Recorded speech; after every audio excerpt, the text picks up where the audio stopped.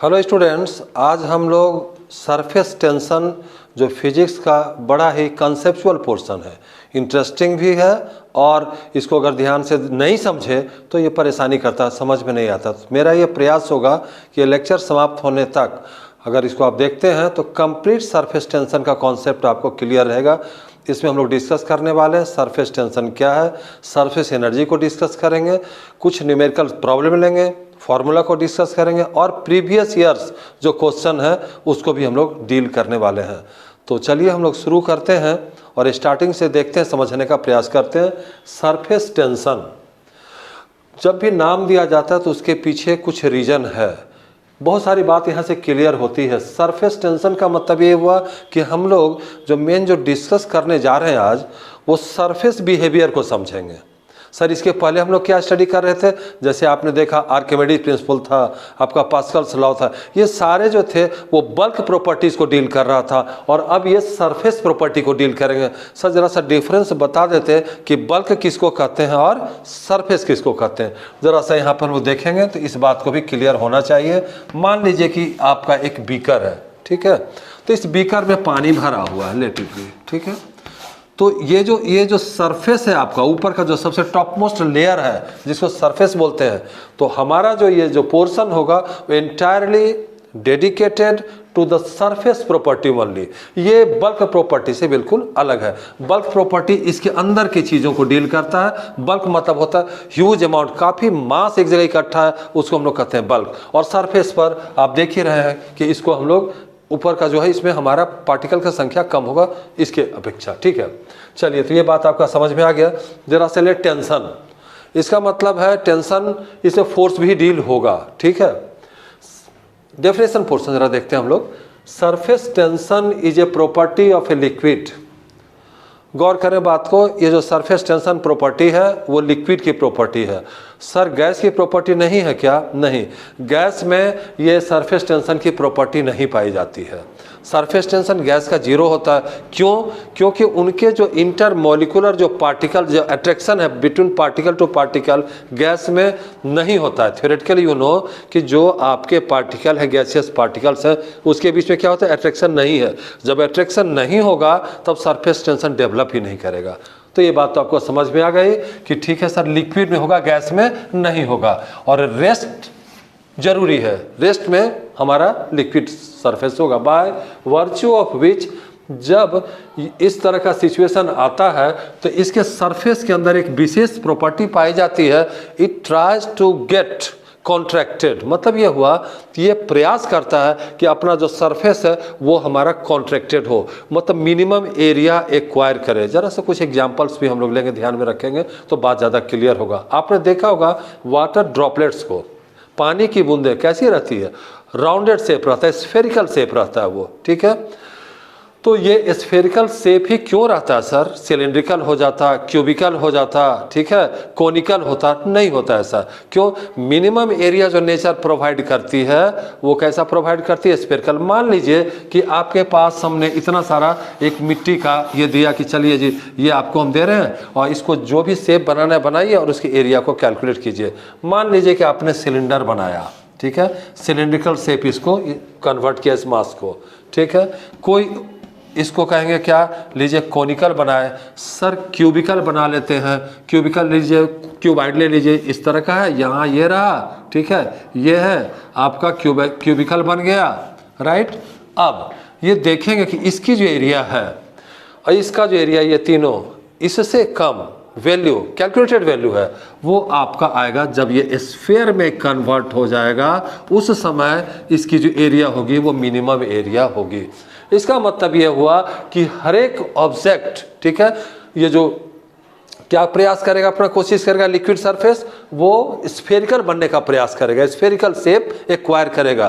तो ये बात तो क्लियर हो गई कि स्फेरिकल होगा, इसीलिए वाटर ड्रॉपलेट्स क्या होता है? हमारा स्फेरिकल शेप में होता है, राइट। अब जरा सा बात आते हैं कि सर ठीक है, ये बात तो समझ में आ गया आपका। आप जो बताए कि ये हमारा कैसा होगा? Spherical gets contracted to minimize area and behaves like a stressed membrane.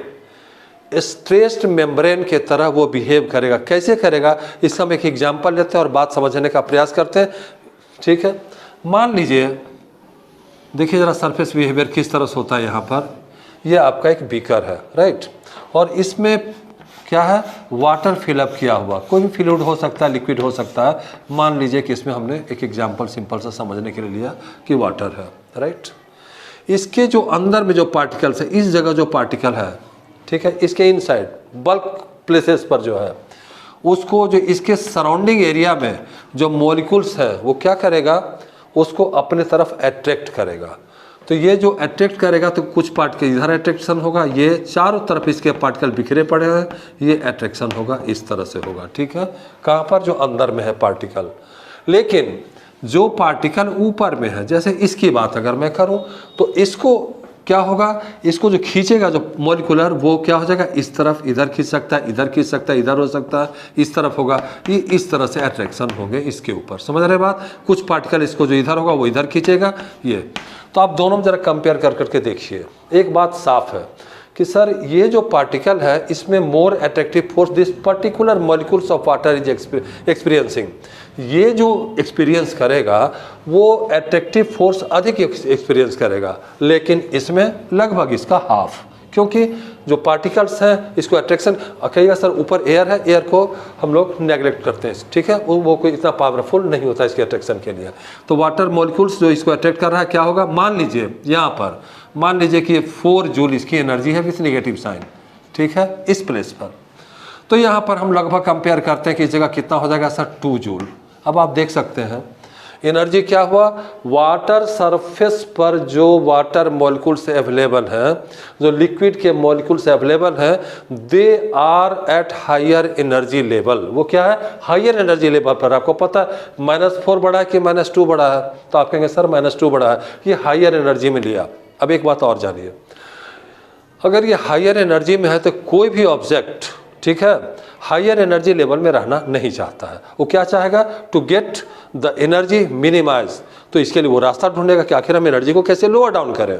Energy को लोअर डाउन करने का एक ही तरीका है कि सरफेस को डिक्रीज कर दिया जाए, ठीक है, क्योंकि जैसे जैसे हीट होगा, टेम्परेचर बढ़ेगा, सरफेस फैलेगा। और हमको क्या चाहिए, हमको यहाँ पे जरूरत है कि ये जो एक्स्ट्रा एनर्जी हुआ है, ठीक है, वो किस तरफ एडजस्ट हो। तो एडजस्ट होने के क्या करेगा, अपने सरफेस को स्ट्रेच करेगा, और स्ट्रेच जो करेगा तो यही इसकी तब कैसा बिहेव करेगा, like a thin membrane.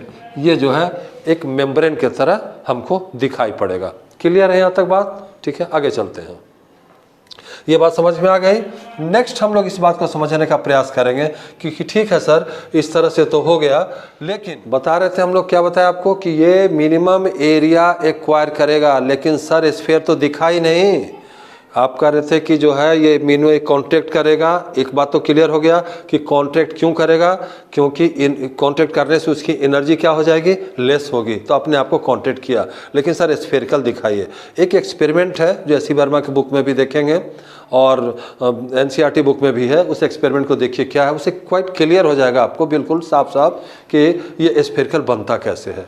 Suppose कीजिए कि ये हमारा एक बीकर लेते हैं, ठीक है, और इसमें हमारा वाटर क्या है, दिए लिक्विड भरा हुआ है, सोप सॉल्यूशन है, इसमें थोड़ा साबुन डाल दिए या सर्फ डाल दिए और एक हम लोग सोप सॉल्यूशन तैयार किए। ठीक, जब सोप सॉल्यूशन तैयार किए तो हम लोग एक क्या करते हैं, एक रिंग लेते हैं। ज़रा गौर कीजिएगा, एक रिंग लिए, ये रिंग लिया हमने, ठीक है, ये रिंग है मेरा। ये रिंग लेकर इसके अंदर डिप्ट करते हैं, इसके अंदर 2-4 बार इसको मतलब इसके अंदर डालते हैं, ऊपर नीचे करते हैं, दाएं बाएं करते हैं, हिलाते हैं, देखते हैं, उसके बाद उसको बाहर निकालते हैं। जब उसको हम लोग बाहर निकालते हैं तो व्हाट वी गेट, जैसे ही बाहर निकालेंगे तो आपको इसके ऊपर एक सोप सॉल्यूशन का फिल्म बना हुआ दिखेगा। ये बन गया फिल्म, ठीक है, एक लेयर आएगा उसके साथ। जैसे देखते हैं ना बच्चे लोग, वो एक रहता होता है, क्या कहते हैं उसको, जिसमें सोप सॉल्यूशन लेकर बच्चे लोग एक छोटा सा पाइप रहता है, उसे फूंकते हैं तो बहुत सारा गोल गोल गोल गोल बाहर गिरता है, बच्चा उसको बहुत एंजॉय करता है। वो एक्सपेरिमेंटल एक तरह समझिए, बच्चा नहीं पता कि क्या कर रहा है, वो एक तरह से एक्सपेरिमेंटली, ठीक है, वो दिखा रहा है कि यही सरफेस टेंशन है। हम लोग इस चीज़ को यहाँ पर देख रहे हैं, क्या किए, इसको इसमें डाले, इसको जब बाहर निकाले तो इसके ऊपर एक फिल्म बन गया, किस चीज़ का, सोप सॉल्यूशन का, मतलब एक बबल, सोप बबल बना हुआ, राइट। अब क्या करेंगे, एक हम लोग छोटा सा थ्रेड लेंगे, धागा लेंगे, ठीक है। ये धागा लिया, इस तरह से लिया, ये लिए, इसके ऊपर डाल दिए, इस तरह जैसे है, इसको चारों तरफ फैला दिए। क्या देखेंगे कि जो इसका शेप है, देख रहे हैं ना, ये शेप, इसको डालने के बाद ये शेप ऐसा ही रहेगा, ठीक। उसके बाद हम लोग क्या करते हैं, एक पिन लेंगे या कोई सा नीडल लेंगे, नीडल से जो वो जो बना हुआ था हमारा इस जगह फिल्म, उसके ऊपर प्रिक करेंगे, इसको चोट करेंगे, ठीक है। इसके अंदर एक होल करेंगे, जैसे ही होल करेंगे तो ये जो बबल, जो अंदर का जो बबल्स है वो टूट जाएगा और तब यहाँ पर वैक्यूम क्रिएट हो जाएगा, वो खत्म हो गया, मतलब अब इस जगह सोप बबल्स अवेलेबल नहीं है। अब ये जो बाहर वाला बबल्स है, अब वो क्या करेगा, देखिए कुछ ऐसा दिखाई पड़ेगा आपको एक्सपेरिमेंट के बाद, ये रहा हमारा। और अब जो इस तरह देख रहे थे, ये आपका कर्व जो सरफेस था will converted into A spherical surface में कन्वर्ट कर जाएगा, और ये रहा हमारा शेप, ठीक है। ये क्या बता रहा है सर, अब क्लियर हो गया कि आप जो बताए कि स्फेरिकल जैसा दिखेगा, अब दिख रहा है, ठीक है। वाटर ड्रॉपलेट्स का जो है इस तरह से स्फेरिकल होने का कारण भी वही है। इसको इधर खींच रहा है, इधर खींच रहा है, ये मोल को इधर खींच रहा है, ये चारों तरफ जब अपने तरफ इसको खींच रहा है, और तब ये कन्वर्टेड किस में हो गया, एक हमारा कंप्लीट स्फीयर में कन्वर्ट हो गया। दिस इज द प्रैक्टिकल और experimental illustration which illustrates the surface tension principle. Surface tension को बढ़िया से हमको इसमें समझ में आता है कि हाँ सर, ये बात तो क्लियर हो गया, दिखाई पड़ता है, ठीक। जरा साहब इस बात को हम लोग देखेंगे कि सरफेस टेंशन आखिर, जैसे मैंने आपको बताया कि किन किन चीज़ों पर डिपेंड करता है, ठीक। सरफेस टेंशन डिपेंड करता है, पहला नंबर जरा सा ले लें इस चीज़ को, टेम्परेचर पर। अगर टेम्परेचर इंक्रीज करेगा तो सरफेस टेंशन डिक्रीज करेगा। दूसरा नंबर भी है, दूसरा नंबर जो डिक्रीज करता है, इसके अंदर जो सॉल्युबल पार्टिकल्स होगा, अगर इम्प्योरिटीज़ कह सकते हैं इसको पार्टिकल, मतलब ये इम्प्योरिटीज़ अगर होगा तो भी सरफेस टेंशन डिक्रीज करेगा। टेम्परेचर बढ़ेगा तो डिक्रीज करेगा, अगर उसमें कुछ हम मिला देते हैं, जैसे पानी है उसमें कुछ मिला दिए हम, तो डिक्रीज करेगा। सर इसको देखिए, आप ज़रा सा प्रैक्टिकली समझाइए इस बात को, कुछ समझने से आपको बात क्लियर पे दिमाग में बैठ जाता है। कपड़ा जब धोते हैं तो ठंडे पानी से जब धोएंगे उसको, ठीक है, उतना क्लीननेस उसमें नहीं आएगा।